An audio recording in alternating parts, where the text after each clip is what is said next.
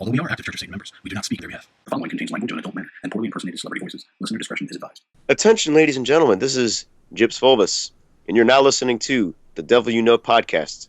Prepare to get wrecked.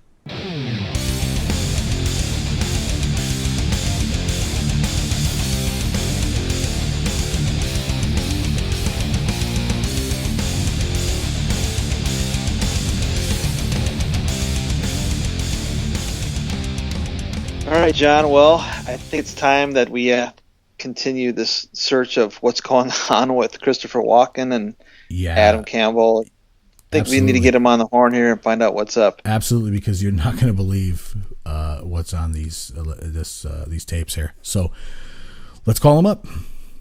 All right.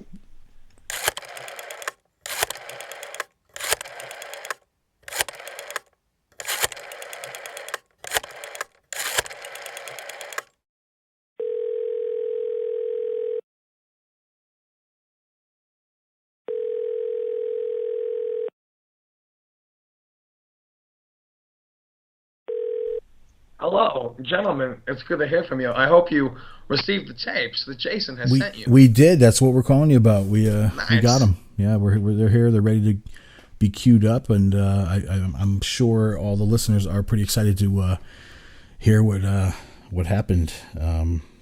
Get the proof out. You know. Yeah, I'm excited to put Mr. 9 Cents in his place.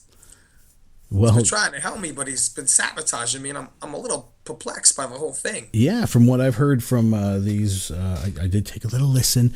Yeah, this is gonna be good. This is gonna be good. So I got them all queued up. Let's play those tapes. Wait a minute. yeah, let's do what?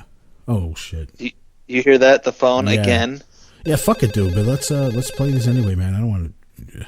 What if it's important? Who calls the show? Well, okay.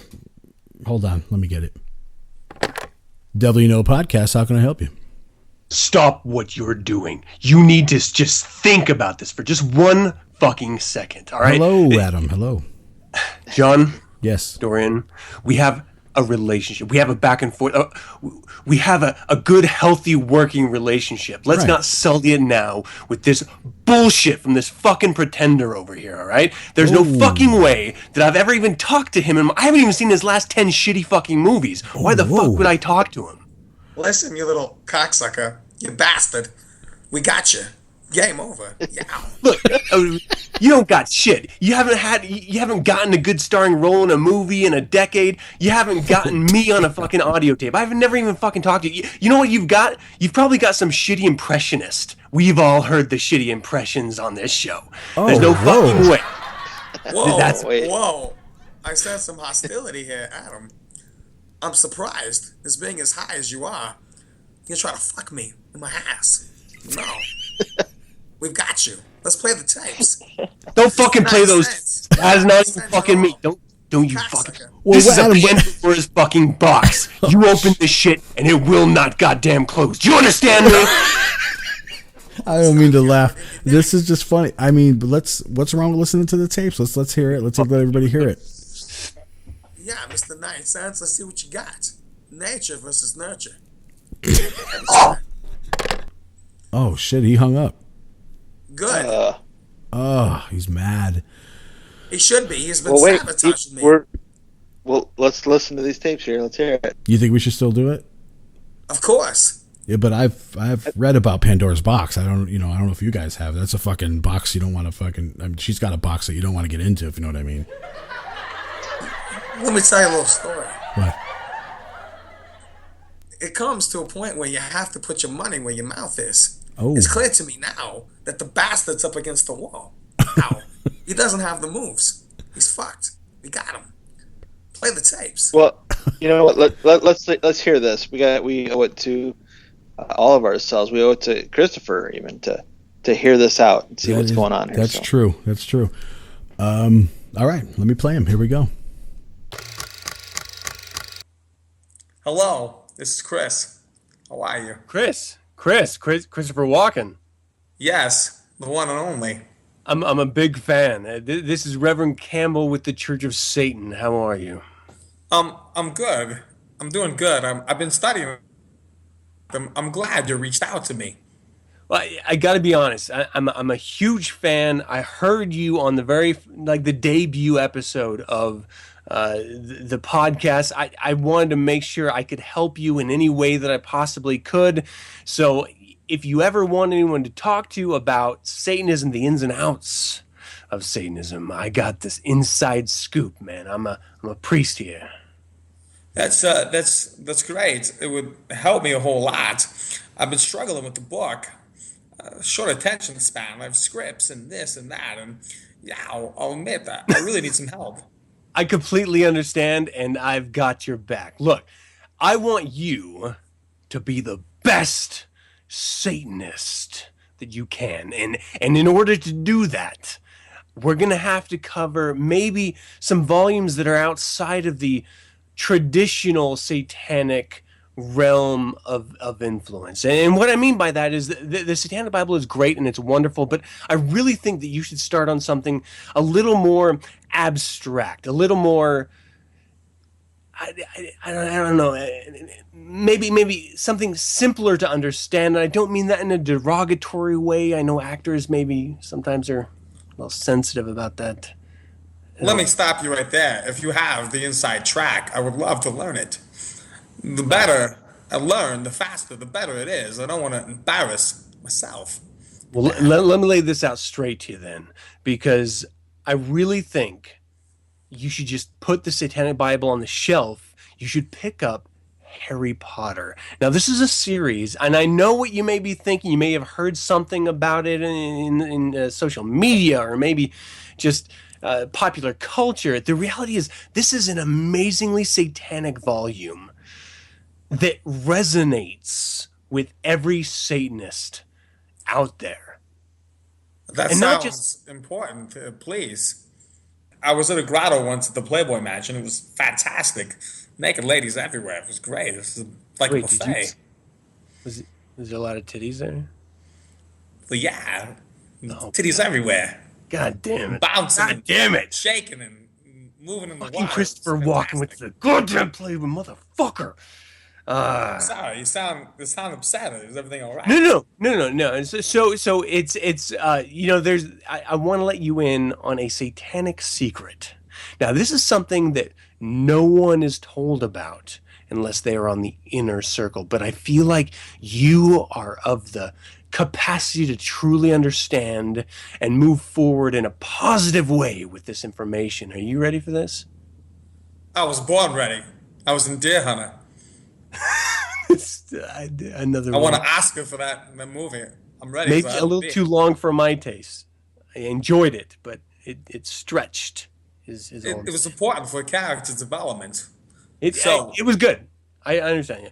So it was good. It was amazing. Me and Bobby De Niro, we had a great rapport.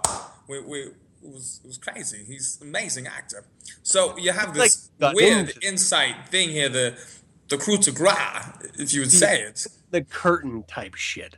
So what most people don't really understand and couldn't accept, they couldn't wrap their mind around it if they really did hear it. We communicate via long distance through owls. Owls? The fuck out of here. Are you serious? I'm completely serious. They are easy to maintain. They pretty much hunt for their own food. You don't have to worry, but you let them leave the window cracked at night and they do their own thing. You don't even have to worry about feeding them. Zero maintenance. And I've had a lot of weird pets. I stay away from marsupials. It's a long story. I don't want to get into it. It sounds good. I really don't want that owl from Clash of the Titans. The thing was weird and lunatic. Metal owl. I don't want that. It's not like that, is it? To be fair, that was a mechanical owl. It wasn't a real owl. These are actually real. They're satanically bred, genetically, chromosomally modified owls, specifically designed to resonate with the genetics of Satanists. Adam, I have to take a break. It's mind-blowing. Yow, it's just like brain freeze. Genetically satanic owls. It sounds very science fiction. It's great. I'm excited to be a part of it. Blown. Just I get wow. it. I understand it's hard to grasp at first, but I've been doing this for a long time. I've been a member for many, many decades, and I'm just saying that if you want to be on the in, you have to be in search of your owl companion. So I have to read this series of books to know the inside track. Yeah. So what you're first going to encounter is this idea of a stone, of a sort of a sorcerer's stone, and it's important that you take that to heart, because it's really what it is. It's not a physical artifact. It's a metaphor. It's a metaphor for what Satan is, and it's a metaphor of what Satan means to you. He is your sorcerer's stone. He's going to lead you on a path of infernal righteousness through your owl companion.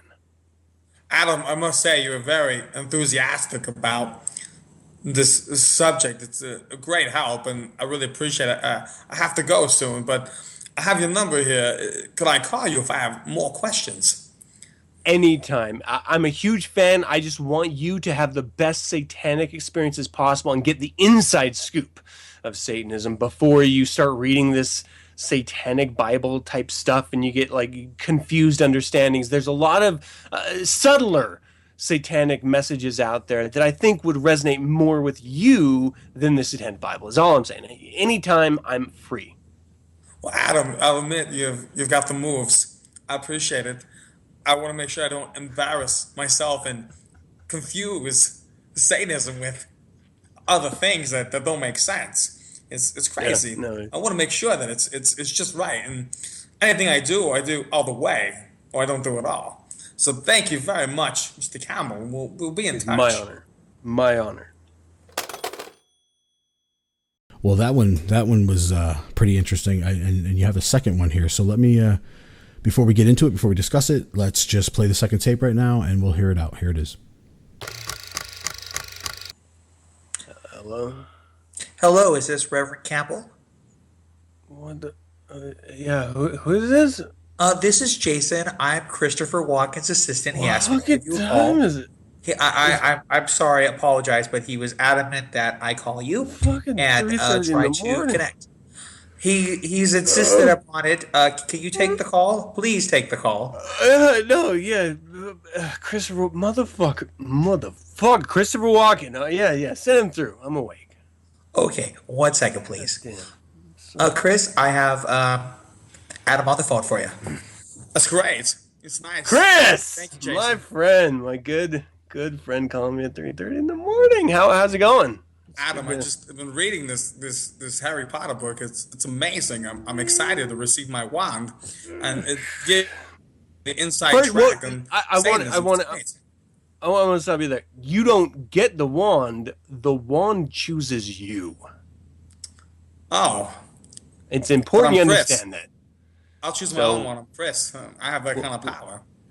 Well, and I don't want to down your authority or anything. I'm just saying that, if you want to be a true Satanist, you're going to have to let the wand choose you. So it's going to take a little bit of time. You're going to have to visit a lot of forests and feel a lot of trees. Now, there's a method to this, and this is a very satanic method. I don't want you to confuse it with anything else. You're going to have, this is going to sound weird, okay, but I understand.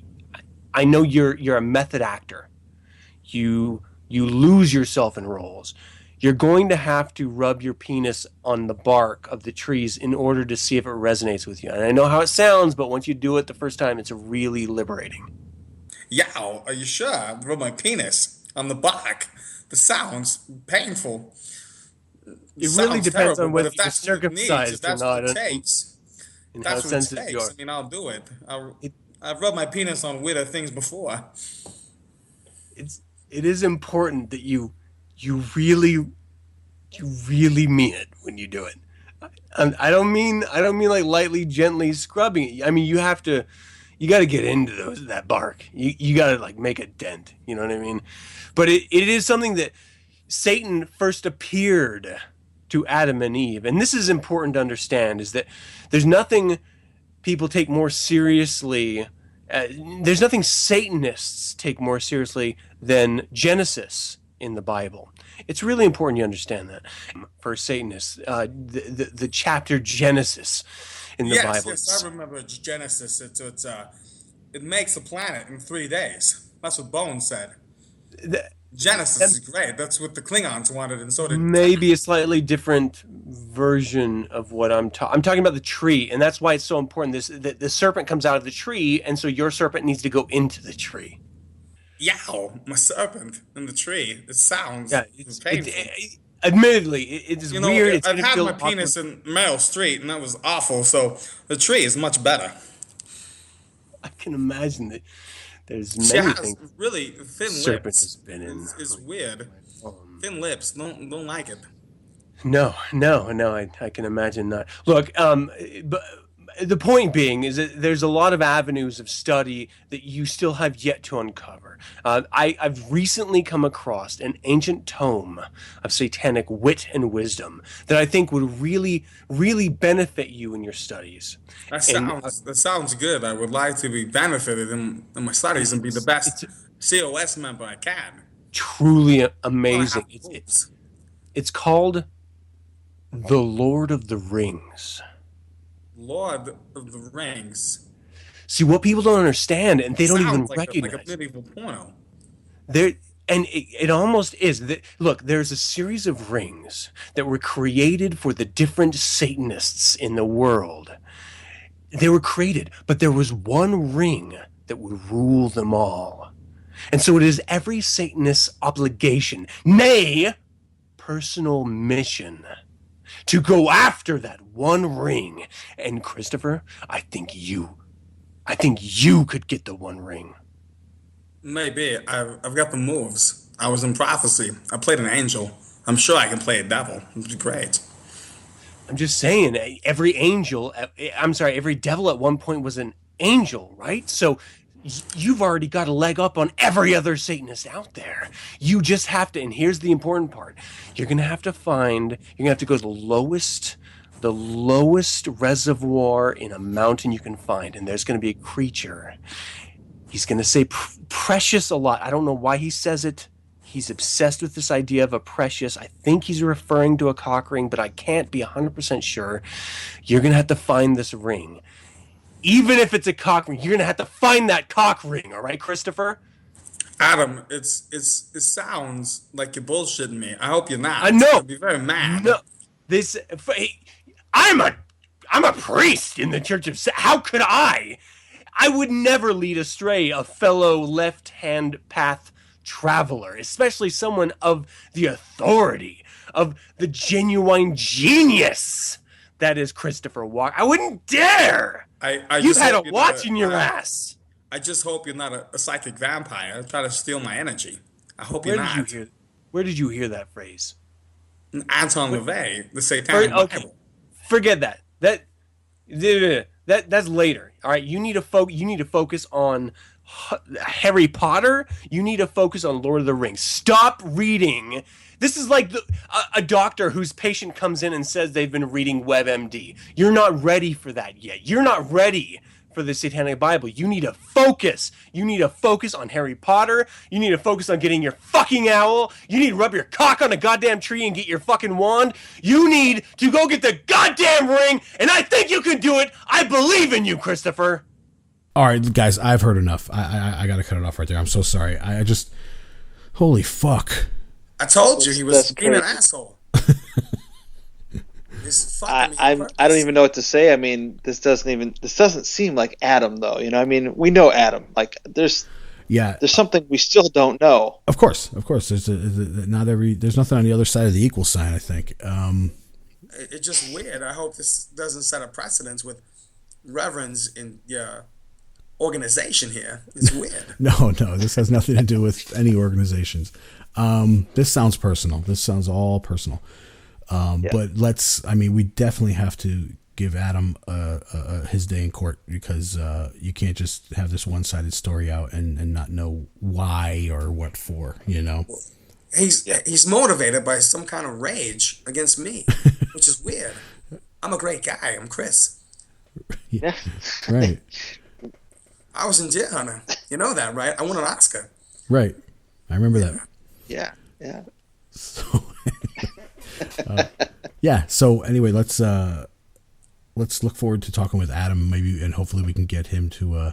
I don't know. He seemed pretty angry though. He seemed like. Yeah. Well, we'll give him this week to cool off, and we'll get back to you guys next week with hearing Adam's side of the story. Well, that should be great. I would like to find out why he's being an asshole. It's weird. Yeah, but just to reiterate, Pandora's box might not cool off. That's a hot box. So that's the way you like them. Hot boxes, they're great. Yes, great. But this you one, cook things in your crotch, a little crotch pot cooking. It's good.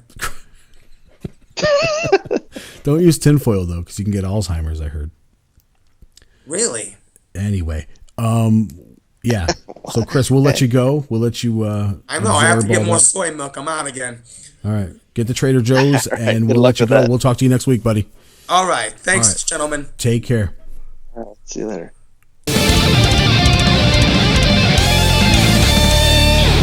Well, it's that time again for our interview process, and I don't know, man. The guests just keep getting better and better. John, who you got this week for us? This week, we've got our very own Hef with Horns, a.k.a. the Chairman, also known as Magister of the Church of Satan, Dr. Bob Johnson. All right. Woo! How's it going? Good, thank you, gentlemen. It's really great to be on the show. Oh, it's really great to have you. Thank you for being here. We really appreciate it, and for taking time. We know that you're really busy. You got so many things going on all the time. Of course, we're all familiar with Old Nick, and of course, we're fans. So thank you for that. We have penises. We're fans. Definitely. You guys are doing quite a service for the church. I mean, amongst many of our members, you two stand out head and shoulders for a number of reasons, and most importantly, because you've accomplished.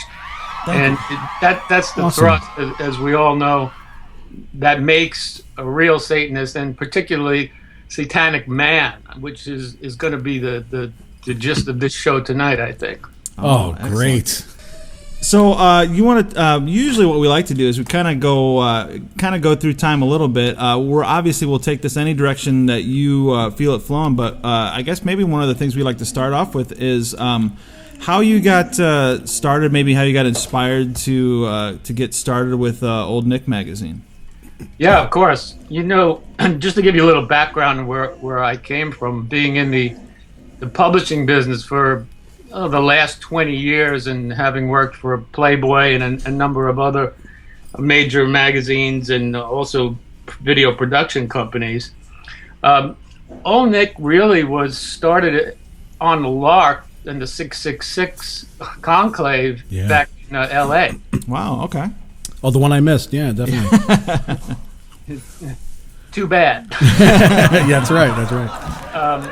What I did at the time was I wanted to do something special for the occasion, and I figured it would be kind of cool to create a Playboy with horns. It was just for the attendees at 666, and I put together the magazine, which was a little more tame actually than it is today, just keeping up with the times. But the idea was, let me do this. Let me call it Old Nick, and it's kind of an inside joke for people who don't know what Old Nick really is, and it's a euphemism for Satan, obviously. Yeah. And also, it was a nod to the old Satan magazine of the 50s, which really just had about 6 issues. I don't know if you guys have ever seen it, but it's quite an interesting magazine. Yes, I'm old enough. Yeah. So I put together the magazine, and as I did some shoots for Playboy and other things, I would use some of the girls and we'd take them to the side and explain what it was doing. And so I got content out of that, and I grabbed stuff that I thought would be of interest to Satanists across the board. It was a throwback magazine idea. Yeah. Well, to my surprise, the magazine really caught on, and the people there wanted issues, which I had at the time. I had hard copy issues given to them, and it started spreading around, and Church of Satan members said, we want more, we want more, we want more. Of course. Well, the interesting part of this, which was a bit nefarious on my part and actually propitious as well.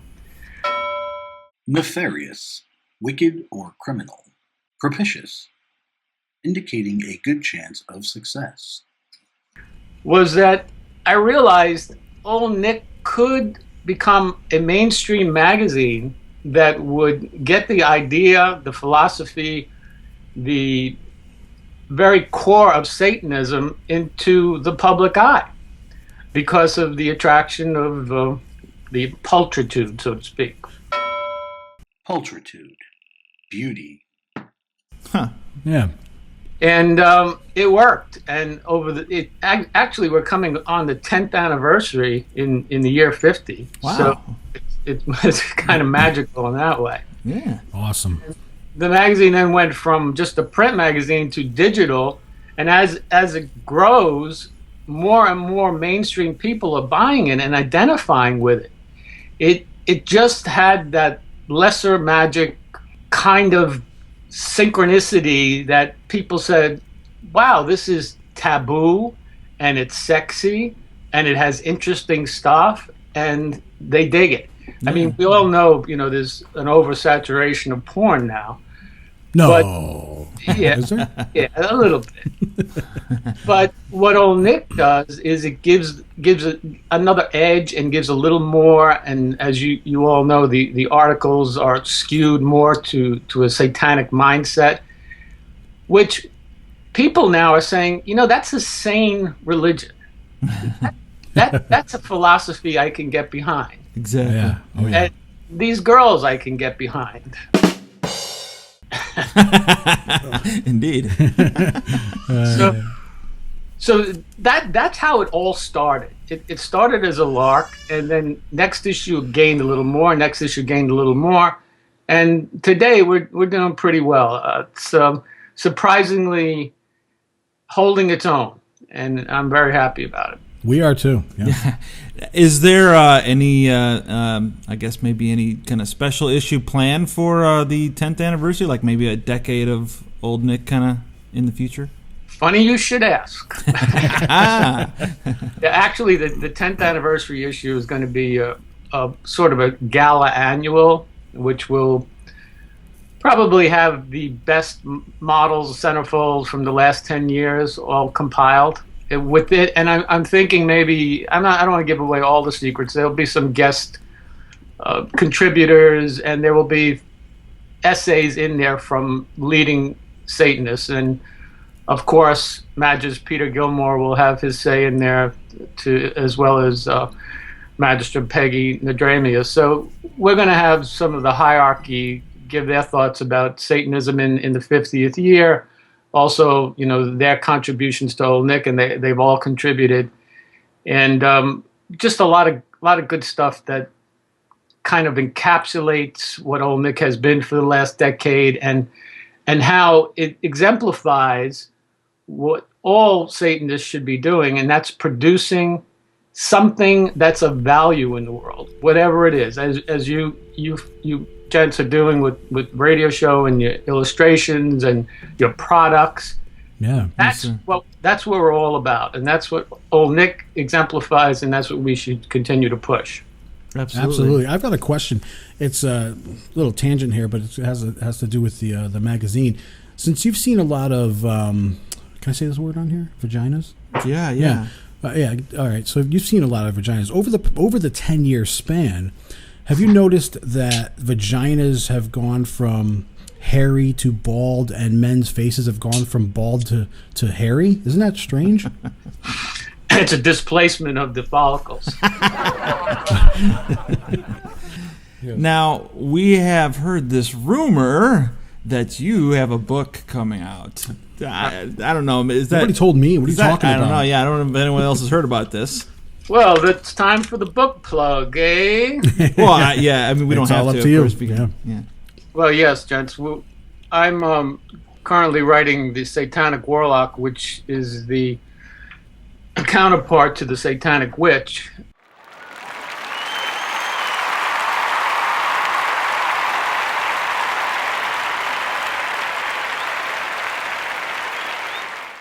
Yeah, it is the counterpart to the Satanic Witch, and I must say, I'm honored to have had the green light from Magister Gilmore and Magister Nadramia to do this. It's quite an undertaking. Its time has come. It's also propitious being in the 50th year. It's about time. Yes, absolutely.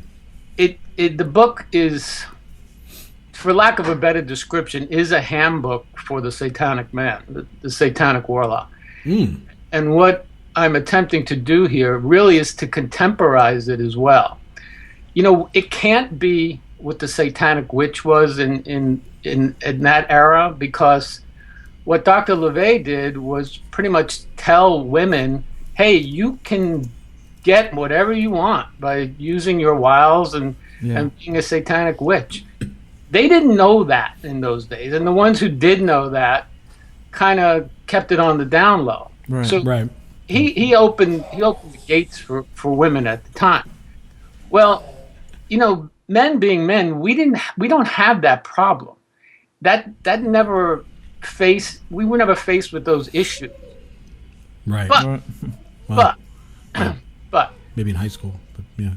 There is quite a bit over the years, you know, me being a Satanist and coming up the ranks, I've discovered from talks and parties and old Nick that there are a lot of warlocks out there who are just confused. They don't know how to operate in the world, especially nowadays. Modern women. I got to deal with that. You know, the whole political correctness, ridiculousness has infested the world. Oy vey.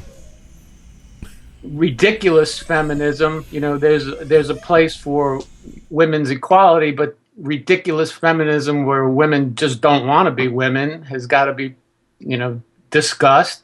Men don't know how to deal as well.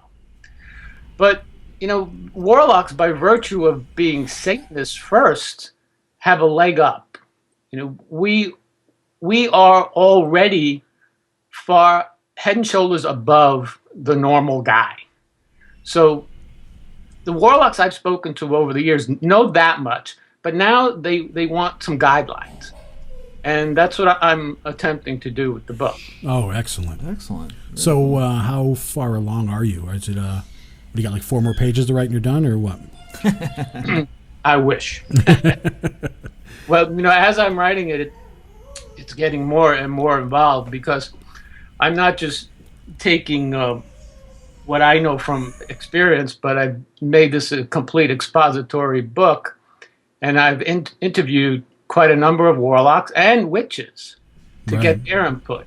So it's a combination of psychological research, my firsthand experience with warlocks and witches, satanic philosophy, to create this book for satanic men that really puts forth the idea of Satanism as an ethnicity, as opposed to a religion. Aside from it being a religion, but being a Satanist, you are also part of this ethnicity, which means we act differently in the world, and we can accomplish differently in the world. Sure. Which makes sense, since we say that Satanists are born, so it makes sense for us to be an ethnicity, actually. Yeah, perfect. Yeah. Exactly. You know, I tried to mirror some of the stuff in the Satanic Witch, but it's all geared towards men. So there are chapters that complement what has gone on in the Witch, but are quite different. You know, just if I may, I can give you a little sneak peek. There are a number of chapters in the book that I think all men will find interesting. And Dorian has been kind enough to develop the illustrations for one of the key chapters in the book, which are the Satanic Archetypes. Yes. What I've done is developed 7 different archetypes that the Satanic man could look at and say, yeah, I kind of fit into that. The whole reason behind this is, for the warlock to have the book in hand, have a guidebook to say, well, I'm kind of like this, and then develop that persona, which I call the warlock self. You develop that warlock self, and this is how you operate in the world. And that's a combination of a number of things. And if I may, creating that warlock self, I'll read to you a bit of what I wrote, if you would indulge me. Oh, please, absolutely, please, yeah. All right, here goes. Let me put my cigar down. Get off my knee, honey. Get off my knee. Yeah, us too. Nice. We've got to do the same thing. Yeah, get off my knee, John. Yeah. Oh, shoot. Darn it. All right, here goes, fellas. In The Satanic Witch, Anton LaVey wrote that in most cases one could tell a book by its cover. But when using witchery or witchcraft, a woman must also appeal to a man's second layer or his minority self that is hungry for that which he lacks in his everyday life. She will play the part, so to speak, in order to get what she wants from her target. But there has never been a codified equivalent of witchcraft for the satanic men. It was an accepted fact that men didn't need to change who they are or adapt to fulfill their desires. They could get away with whoever they were, however they looked, and however they acted. And that may be true for a gifted minority or those that settle for their lot in life. But by definition, the warlock does not see himself as an ordinary Joe. The warlock is in fact a breed apart, and sadly there was never a perceived need to develop quote-unquote warlock craft, methods that outline how men can use their unique abilities to get what they want. There was no manual to help create the outstanding satanic self until now. The first step in developing these tools is consciously creating the warlock self, a truly diabolic man who understands that he can be whomever he wants to be without restraint, regardless of his physical appearance. It is important to stress the idea that physical looks are only a small part of what will ultimately be the desired warlock. The beauty is that regardless of a warlock, any man's physical appearance, fat, skinny, handsome, ugly, he can modify it in many ways to still be appealing. Many men don't understand this concept because males are visual animals accustomed to judging attractiveness through physical beauty. Why? Because we're men. And that's our primary method of seeking a mate. We don't seek out a woman's intellect or career choice when on the hunt. Sure, they may become of interest down the line, but the initial attraction lies with the woman's beauty as it fits our likes and dislikes. It's true in most cases we first think with our little heads. This holds true in the gay world as well. As previously stated, men are men are men, and the first physical impression opens or closes the door to further involvement. So that's a little bit of what I'm going for in the warlock self. Profound. Yes. Profound is what I'm thinking. Very awesome, and thank you for sharing that with us. Yeah. Definitely looking forward to that, man. Thank you, gents. Yeah, it really sounds good. And then we go on to explain the warlock archetypes and again the whole idea is for the warlock to be able to figure out who he is, identify with that archetype, develop that self, and then move on to all of the key aspects of what a warlock truly is, using his mind, his abilities, lesser and greater magic, and of course all based on satanic philosophy. Excellent. That's really good. Very good. So you're not in fear of maybe giving away all of our secrets or what? Well, the key to this, John, is we can give the secrets away all you want, but you got to do it. Right. Yeah. There you go. You got to practice. Dorian made me ask that. In the book, The Outliers, it's put forth that anyone could be an expert in any given field with 10,000 hours of practice. 10,000 hours of practice. Yeah. This is a key. Here's the outline of what you need to do, but you got to make it happen. If you want to be a rock god, you have to practice the guitar 1 million hours a day. Right. This, it's a basis of satanic philosophy. We accomplish in the world. This is how we progress within the ranks. You're not handed anything. You got to work for it. Right. It's the same with becoming an exemplary warlock. Yeah. I mean, I've been in martial arts my whole life, and my Sifu once said to a student that asked, how come we keep doing this over and over again? And he said, you have to find out how to do it wrong 10,000 times before you find out how to do it right once. That's right. What I'm also doing in the book, I've created with an illustration, which is an inverted pentagram, the 5 points to power, which will give a visual tool to warlocks to look at these 5 points and the lower 3 points on the pentagram are physical, speech, and mind. The top two is where we want to be, which is confidence and charisma, because those are the keys. Right. If you walk the world with confidence and charisma, you can have whatever you want. Whatever you want.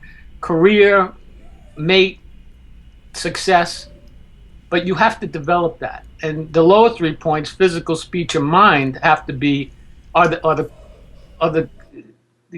bedrock and the foundation of the other two.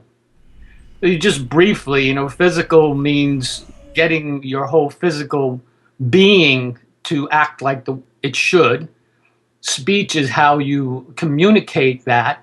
And mind is the steely ability to trap within your mind and practice and practice and practice that self you want to be. Those three things in tandem, in combination, practice, practice, practice, will develop confidence and charisma. And I'll tell you, baby, when you have confidence and charisma, it shows. It ain't no bullshit. Oh, no, I've seen it firsthand when you did your salon presentation at Conclave. It was amazing. Thank you very much. You got it. Absolutely. You got all 5 points. You got the moves, as Christopher Walken says on our show all the time. Got the moves, yeah. That was a lot of fun. I appreciate that. Thank you very much. That was a lot of fun. Absolutely, yeah. I had a couple of not so bad dollies with me too. Yeah, that's very true. Yeah, that always helps. I didn't notice them. I was blinded by the charisma, so couldn't see past that. Seriously, you were like the star of the show. It was great. Thank you. So let's take a turn and head on back to when there was a little Bobby running around. How when did you happen upon Satanism? When did you? How old were you? And where were you? Where are you from? Well, that's a good question.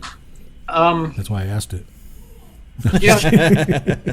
In '69, or when the Satanic Bible first came out, I picked it up in the bookstore and was flipping through the pages, and of course, like all of us, we're born, and I identified immediately and just kind of read it, and it was like taboo. I had it under my bed so no one would see it, and I didn't want people to know that I was reading such a blasphemous tome. Yeah. But I kept going back to it and reading it and saying, yeah, this makes sense, this makes sense, this makes sense. And I would put it down and come back to it, put it down and come back to it year after year. And like most of us, we're all attracted to the macabre in certain aspects and, horror and all that good stuff that all Satanists love. Yeah. So it all fit, as is true with all of us. So it just kept calling me back. I would read it again, put it down, maybe sometime for a year and not think about it too much, but always in the back of my mind, I realized that this is the path I was called to follow in whatever respect.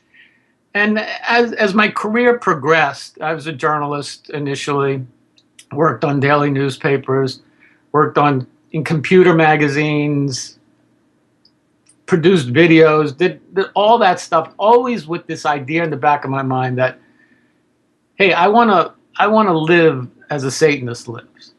And that's enjoying life and indulging and not being racked with guilt and petty nonsense. Right. And most importantly, I think as a child, I was a comic book fan, I think like a lot of us are. And in those days, it was really just Superman. This was even the days before Marvel really hit. I kind of crossed over at one point, but it was Superman. And a long story short, Superman was a reporter. Clark Kent was a reporter. So I thought, hey, I want to be a reporter, thus I'll be Superman. This is what an 8-year-old child's thinking. And then one day, my dad gave me a copy of Playboy. And that changed it all. So I went from wanting to be a reporter, just a reporter, to working for Playboy. True story. I think I mentioned this at the BrockenCon thing. I wanted these cufflinks, Playboy cufflinks, that they were advertising in the magazine at 9 years old. And I said to my mom, she said, what do you want for your birthday? I said, I want these Playboy cufflinks. And she goes, well, first of all, where did you get this magazine? And that's another story. But she says, you don't even have a shirt. How are you going to wear? Where are you going to put cufflinks? I said, well, Hugh Hefner wears pajamas. I wear pajamas. So there it is. Anyway. Awesome. Fast forward to a career in journalism and eventually working on adult magazines, High Society and Sherry and Playgirl, and then getting a position at Playboy, which was a dream situation, and visiting the mansion and speaking with Hefner. And not many people know Hefner is a big horror fan. He actually produced his own magazine back in college called Shudder Magazine. Oh, wow. Big fan of Universal Horror. So that's interesting. There was this natural attraction. What's more satanic than living the good life and living the Playboy lifestyle in those days? I mean, that was the key. So as time went on with the Satanic Bible always in the back of my mind, and then Rituals, and then the other books that followed, Doctor's other books, Secret Life of a Satanist, so on and so forth. Yeah. Everything crystallized. And while working at High Society, I decided I wanted to interview Dr. LaVey. And I went through the paces to speak with Blanche Barton, and made it my business to go out to San Francisco and interview Doctor for an article I did in High Society magazine on the Church of Satan. Sweet. Nice. Yeah. Lucky. Funny story is I get to the San Francisco airport, get in the cab, give him the address for the Black House then, and this black guy's driving the cab, and we're headed to the house, and he pulls up slowly to the house. And like this, he's about 3 or 4 houses away, and you couldn't miss the Black House. It was just so distinct from everything else on the block at the time. And he's driving really slowly, and he says, "Man, you sure you want to go in this house?" Said, absolutely. That's the address. And before I had a foot out the door, that cab was gone. Oh man. So then I did get in, and I spoke with Doctor at length, and we spent the evening, and we hit it off really well. And we went out to eat dinner, and he did his typical Doctor stuff, flirting with the waitresses, and he gave them 3 different names at the counter, and every time they call a name, they say, "Isn't that you?" And he goes, "No, that's not me." He was just fucking with everybody. Yeah, I love it. A little prankster. Yeah, typical Doctor, right? Nice. But after that, I officially joined, and I showed what I can do with publications, and at that time met Peter Gilmore, and we became good friends, and that's how it started. And I just continued to do things with the church in mind, and everything synced together with journalism and Satanism, and all of that gave me the outline and the structure to build a life that I'm enjoying quite a bit now, and I hope is exemplary for a lot of satanic men out there. Yeah, Absolutely, Yeah, I saw your car. I can attest to that. Yeah, that's a fun car. Awesome. Well, I'm curious to know, like you talked about how you kind of kept the Satanic Bible hidden under the bed for a while. Like, a lot of us, of course, have had to keep it. When we're discovering this, we have to keep it from people's view. Did you grow up in a like a religious family or anything that maybe would have looked down on that? No, I mean, we were Roman Catholic as an Italian-Irish family, but not very religious at all. But I like most people of our ilk, were kind of fascinated with the fantastic. Yeah. And there's nothing more fantastic or occult than religion. I mean, think about it. Paranormal, metaphysical, occult is just the flip side of religion. What can be more occult and paranormal than religion? I mean, you're talking about make-believe supernatural beings, right? Yeah, absolutely. Right. So there was always that fascination until you come to the realization that it's just a lot of malarkey, and it's built on guilt and repression, whereas Satan is a life-affirming and life-loving religion and philosophy. Mm-hmm. And I have to say that Peter and Peggy have done such a miraculous job with resurrecting, bad choice of word, resurrecting the church after Doctor's death. Yeah. That was quite a blow, and these two phenomenal people have done amazing things and have kept the church afloat, and have, they are both brilliant, and I just can't say enough about how much I admire them and how much we all need to support them even more through the next 50 years. Oh yeah, agreed wholeheartedly. Yeah. Brown nose. Yeah, it is. But hell, I don't care, man. I'm playing. No, it is what it is. They're listening. I moved from Las Vegas to Poughkeepsie. I know, yeah. And Poughkeepsie was not the jewel of the United States by any stretch, but it's become hell on the Hudson. It's a great place to live, and we're creating quite a community here. Yeah. Well, where are you originally from? New York City. I lived in every borough but the Bronx. Oh, okay. And moved out to L.A. in 2000. And then after the crash in 2008, moved to Vegas because I always loved Vegas. It was always a fun time. And I'm such a Rat Pack aficionado. I mean, thus the Peggy's title for me, the chairman, because I'm a Sinatra buff. So I figured, well, Vegas would be a very cool place to sort of semi-retire and kick back and have some fun. But Sin City is anything but now. Yeah. It's become so homogenized and so family-oriented. Every hotel has video crap for kids and candy, and it's just awful. I know it's wheelchair accessible now, and it's crazy.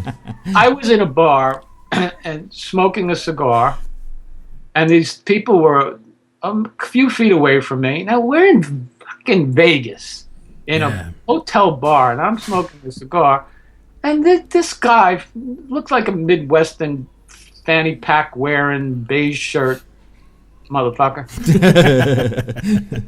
turned around and said to me, "Do you have to smoke here?" I said, "Are you kidding me?" I said, "Do you know where you're not in Kansas, buddy? Well, get out of here." I have to smoke. Where do you think you are? This is Las Vegas. But this is what's happening. Yeah. This in combination with a lot of people moving from California to Vegas because of it's just more economical, and they're bringing with them their fake ass liberal ideas wrapped in conservatism, which means, oh, we're very liberal, but don't smoke, you got to be vegan, you can't do this, you can't do that, and they're bringing that attitude to Vegas. Right. So Sin City just ain't Sin City anymore. No. Family City. Yeah. It's Saint City now. And there's not enough nudity. Yeah, yeah. I agree. Not for real ones, anyways. Absolutely. You have to check under the hood. Personal question, Bob. What's your favorite cigar? Padron. Oh, yeah. Okay. Nice.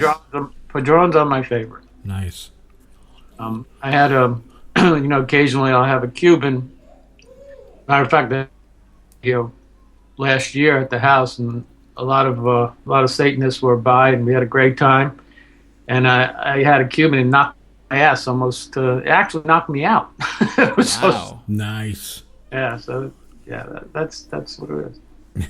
You think they're going to be the same now that they'll be legal to, easily accessible, brought into the country? Are the Cuban cigars going to mean the same? Well, you could get Cubans here. You could always get them. They're always smuggled in. Sure, yeah, absolutely. I've had them before too. Yeah, they're good.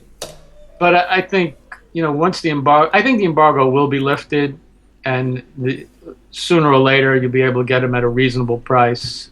It's going to be a while yet. Yeah. Yeah. I don't know. But Padrones are my favorite. Awesome. But I'm sure you guys want to know about the naked girls. We absolutely want to know every raunchy detail about them. Yeah.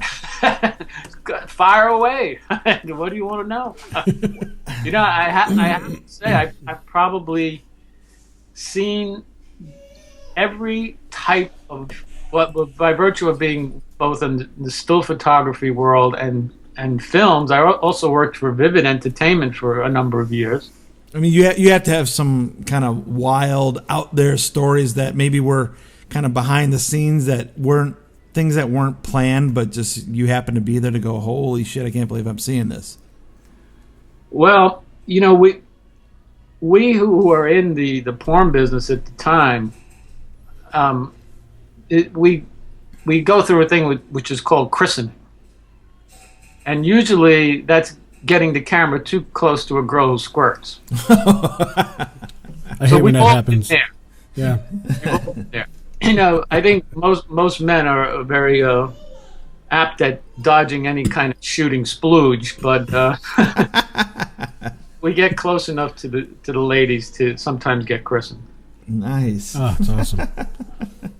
But yeah, I think I've probably seen it all.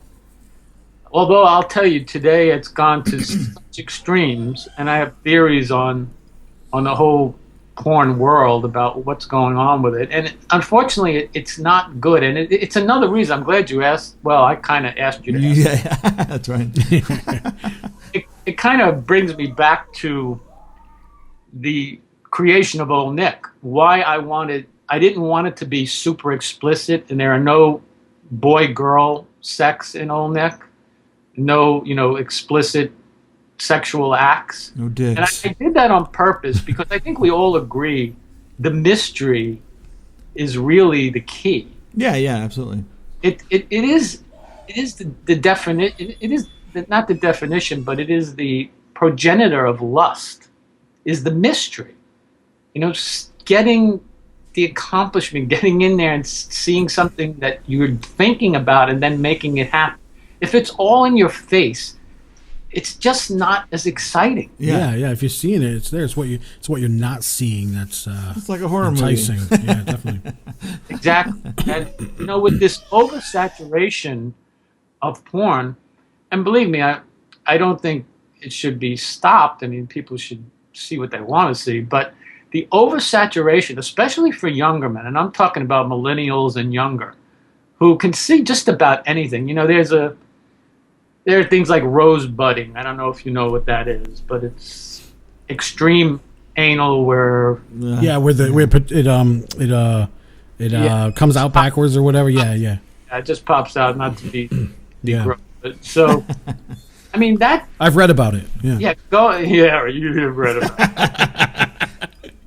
Going that far with stuff, where is the mystery anymore? Yeah, exactly. Yeah. It's prolapsing. I think it's called Prolapsing, exactly. I read that somewhere.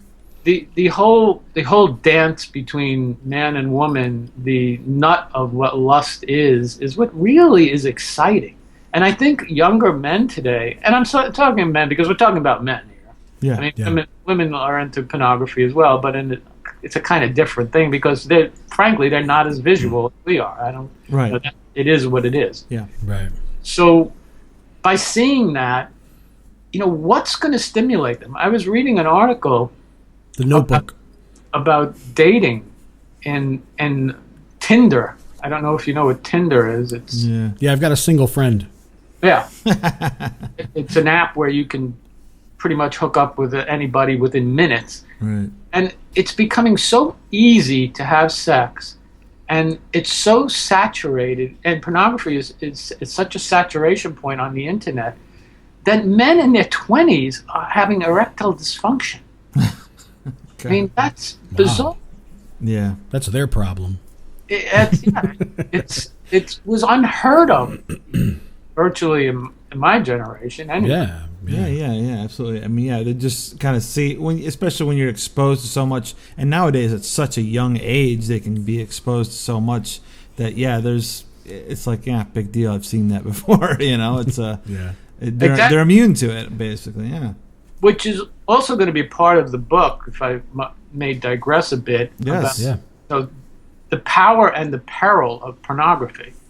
You know, satanic men, I'm probably not telling them anything they don't know, but having sex with a woman you're interested in is not what you should really expect by watching porn, because I've known thousands of porn stars. And let me tell you something. They're acting. They're not getting off on it. Yeah. Very few are getting off on it. Yeah. They just want to be stars, so they'll do whatever they're told to do. Right. Yep. So if a satanic man, if a warlock walks into a relationship and says, "Hey baby, how about you prolapse tonight?" And that ain't gonna happen, you know. No, you gotta get her excited about the project. Yeah. Well, yeah, women are smarter than we are. They really are. I love women, and they're smarter than we are. I think that they're psychic, Bob. I think they're actually psychic, because when you go out with a woman, when a guy goes out with a woman, she knows whether or not he's going to get laid that night. That's a good way to put it. That's psychic power. They choose us. We don't choose them. Yeah, yep. Absolutely. And once again, we have to work for it. So, anyway. I have a question here for you. Because of so many women that you've seen, that you've photographed, that you've had in your magazines or worked with in Vivid or Playboy, and this might be a kind of a tough question to narrow down, but has there ever been one that really stands out to you, that just seeing her, like she was so perfect in person that you were just mesmerized by? You're gonna get him in trouble. That's with his a tough wife. one. Yeah. That's not cool. I mean, like a lot of people, like, I'm just now moving away from Hollywood, but I've got the chance to meet a lot of celebrities and a lot of models and musicians, and you see them in person, you're like, wow, I've seen you on TV, I've seen you, and you don't look the same, So like every now and then, to see somebody that really looks just as amazing in person. I mean, that's fine if they need a little bit of touch up or a little bit of makeup or whatever, but I mean, I'm just curious if like one really stands out, just blew you away, that they were really that amazing in person to you. Well, because of the business I was in, and seeing them with makeup, without makeup, that's very hard to judge. Sure.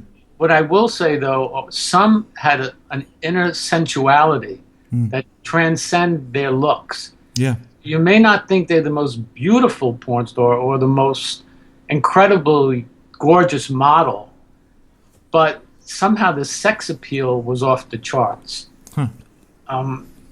To name one is really difficult, and I'd get in a lot of trouble. Yeah. Fair enough. I will tell you, though, that there are a number of models who aren't porn stars. Scarlett Black, who was with me at BrockenCon, yeah, example, has that inequality. Yeah. something that just... It's got an outer quality, too. Darn it, you said it before I did. Yeah. Yes, Groucho. But yeah, I could totally see that in her, yeah. Is there any things, obviously we know that you have a very major book coming out. You have, of course, Old Nick. Is there any other, anything else that you want to plug while we have you on here? Yeah, any projects? I think what the plan is for Warlock, and we're getting quite a response, I have to tell you. Excellent. What the plan is for Warlock is not to end with just the Warlock book. There will be, I originally thought we were going to do a whole chapter on the gay and transgender or other gender Warlock as well. Right. But the more research I've done is I've discovered that just can't happen. For one reason, I don't know enough about it. Yeah, that's a Den's territory. Yeah, it's just it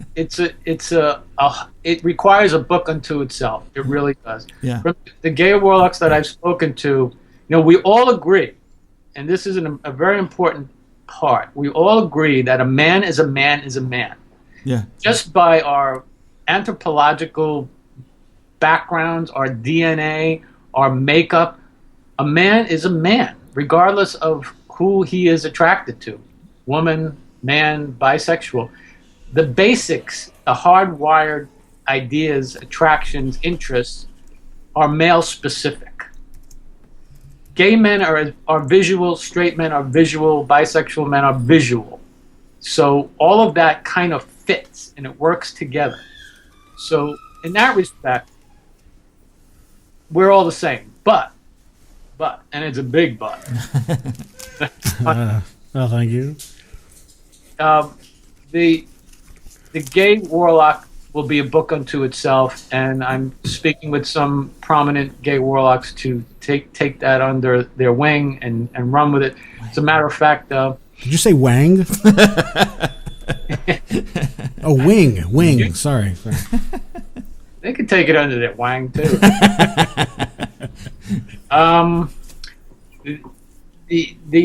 There's actually a magazine that's in the works called Horns. Oh yeah. I think I heard about this. Be for gay men, a satanic gay men's magazine similar to Old Nick. Huh. So that's in the works. Yeah, I believe I saw something posted about that on Facebook. Mm-hmm. And that was created at the Black House with a few of us talking about it, and so that you could expect that to be coming soon. But the idea with the Warlock book is after that's done, and then the gay Warlock will come. I'm hoping to develop the Satanic Warlock website, which will be a website for satanic men that will offer information, seduction techniques, bits and pieces of information for them on how to walk through the world. Again, to develop this ethnicity of being a Satanist. Nice. So this whole idea will develop into much more than just the Satanic Warlock book. So that's the long-term plan. That's first on your show. Excellent. Oh, thank you for that. Awesome to know. Excellent. All right, I think it's time for the question. The question we ask of everyone. What does Satan mean to you? Well, the term Satan, to me, identifies a life worth living. It's an indulgent, fun, gentlemanly experience of this one life that we have, and to enjoy every second of it, and to give love where it's deserved, and also to not take crap, which is something we overlook sometimes. We tend to want to not ruffle people's feathers. But again, I have to go back to the Warlock book. There will be a chapter on wielding power and gaining power. And one of the big problems with that is fear. In the Dune books, it was very well put forth that fear is the mind killer. Yeah. It really is. Fear is what stops us from doing everything. So Satan represents pushing through that fear and using that fear, turning shit into sugar, so to speak. Nice. If you know how to deal with your fear, back it down, put it on its heels, you'll be amazed at the outcome.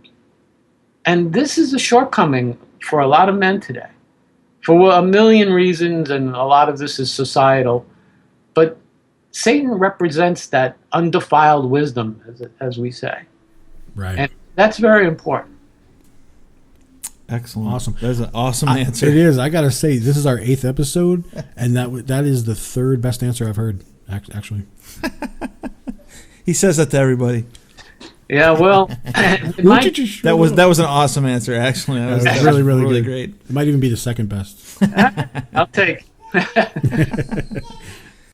As far as best way for people to look at the projects you're doing, what websites are the best for that? Well, right now, the Satanic Warlock will be the key, and of course, we post everything on the Church of Satan site. And there's a Facebook page, Facebook / the Satanic Warlock. So those are the best places to see what's going on with me. And then, of course, there's oldnickmagazine.com, which really is the older version of the website that kind of is a teaser for the magazine. It's really not a porn site anymore. Right. But it's a good place to go and see what's happening with the magazine, and then it will link you to other places. Excellent. But the Satanic Warlock is going to be the key, because this is my interest. And again, I think we need to build our entire male psyche of satanic warlocks, and we need to understand that we are very powerful, and as by virtue of being warlocks, we're one step ahead of the herd. Right. We need to continue that. We need to understand what to do. We need to understand how to influence people. We need to understand how we create our better selves. We need to be that exemplary warlock. We need to be that seductive man. We need to be that protector. We want our witches to look up to us and admire us, as well as love us and respect us. So to build that not Superman but super warlock image in our minds, which will then be exuded into our personalities, is a very, very important mission that I'm on. Yeah, man, awesome. I think you're going to accomplish that mission. Yeah. Well, with support from fellows like you and what you guys are doing, I mean, Dorian's illustrations are off the chart. His BrockenCon thing was just amazing. Thank you. John, your products there, the medallion, and they're still talked about today. Oh, awesome. And, just these kinds of accomplishments are amazing. And you too, just to point out, and there's a more brown-nosing, but it's true. Let me tell you, I wouldn't be on the show if I didn't think so. No, we appreciate it so much. Awesome. So you two are really good examples of where our ilk should follow. Excellent. And you two guys will set the pace, especially for younger warlocks coming up. Wow. Nice. That's so awesome. That's awesome. You have a lot on your plate, my friend. Yeah, definitely. That's true. I had a question too. I just was, because I'm sitting here listening to you talk about old Nick and everything, and I was just wondering, do you have any inkling or any idea of how many orgasms Old Nick magazine has created? Yeah, I do. It's 757,311, not counting the one I just had. Nice. Awesome. Excellent. All right. Well, that's going to do it for this this interview, and I don't want him to go. This has been awesome. No, just really learning so much about what you're doing right now, and it's just awesome to hear. Very excited about the book, of course, and can't wait. And continuing of the magazine. So again, we really appreciate you being here. Well, gentlemen, it's my pleasure. All joking aside, it's really great that we're doing this, and we're taking Satanism to another level in its 50th year, and I think the next 50 years are going to be outstanding. Excellent. Absolutely. All right. Thank you very much. Yeah, make sure you have a good night and get fat on Thanksgiving, all right? Of course, indulge. Get yourself all liquored up. Yes, sir. Thank you, John. All right, Hail Satan. All right, Hail Satan. Hail Satan.